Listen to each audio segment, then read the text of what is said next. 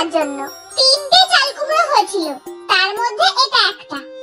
আবার বীজগুলোও রেখে দিচ্ছে গাছ লাগানোর জন্য। এবার সব চাল কুমড়োগুলোকে পেস্ট করার পালা। আজ সব পেস্ট করে জল ছড়িয়ে রাখতে হবে। আজ রেডি করে রাখলে কাল সকালে বড়ি দেওয়া হবে।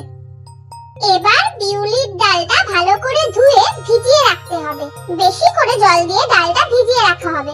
ডালটা যতক্ষণ ভিজবে তত বেশি ফুলবে।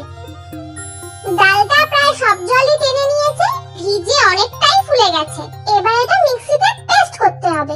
এই পেস্টটা যখন করা হচ্ছে তখন প্রায় রাত 10টা বাজে। সুন্দর পেস্ট হয়ে গেছে।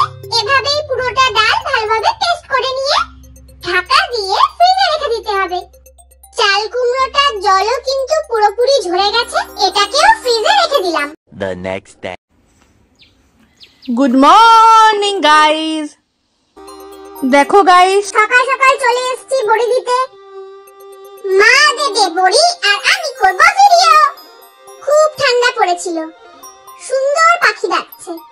সকালটা বেশ সুন্দর। যদিও আমি এত সকালে উঠি না, এই ভিডিও করার চক্করেই উঠতে হলো। এবার কিছুটা ডাল আর চাল কুমড়ো একসাথে মিশিয়ে মা ভালো করে ফেটাবে। যত ফেটাবে তত বড়িগুলো সুন্দর হবে, ভালো করে ফুলবে আর রান্নায় দিলে নরম হবে আর খেতেও টেস্ট লাগবে। অনেকক্ষণ ধরে ফেটিয়েছে, এবার বড়ি দেওয়া স্টার্ট। তুমি দিবা? দিতেই পারি, দাও। দাঁড়াও তো, তুমি দিই না, আমি ধরে রাখতেছি, তুমি বড়ি দাও এনে বসে। না রে, সেট করে দিলেই হবে না, ঠিকই রাখা ভালো। এবার আমিও বসে পড়লাম বড়ি দিতে। ফেসবুক, ইনস্টাগ্রাম আর টুইটারের লিংক নিচে ডেসক্রিপশন বক্সে। কিছুক্ষণ বড়ি দিয়েই কোমরে ব্যথা শুরু, তাই উঠে পড়েছি। কি সুন্দর গাছ ভর্তি গাঁদা ফুল ফুটেছে, দারুণ লাগছে দেখতে। এটা হলো ইতু কাকি। ইতু কাকি চলে এলো গাছে জল দিতে।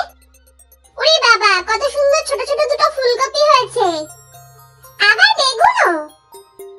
আজ এই বেগুনটা রান্না হবে, তাই ইতু কাকি গাছ থেকে বেগুনটা ছিঁড়ে নিল। এইদিকে দেখো, মার অনেকটাই বড়ি দেওয়া হয়ে গেছে। সব ডালের বড়ি দেওয়া হয়ে গেলে মা এগুলো ঝুড়িতে তুলে আরেকটু রোদে দেবে।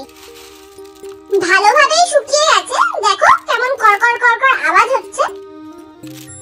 এবার মাছের ঝোল, লাল শাক, শুক্তো অথবা যেটা তোমার ইচ্ছা, সেটাতেই এই বড়ি দিয়ে রান্নার স্বাদ আরো বাড়িয়ে নিতে পারবে।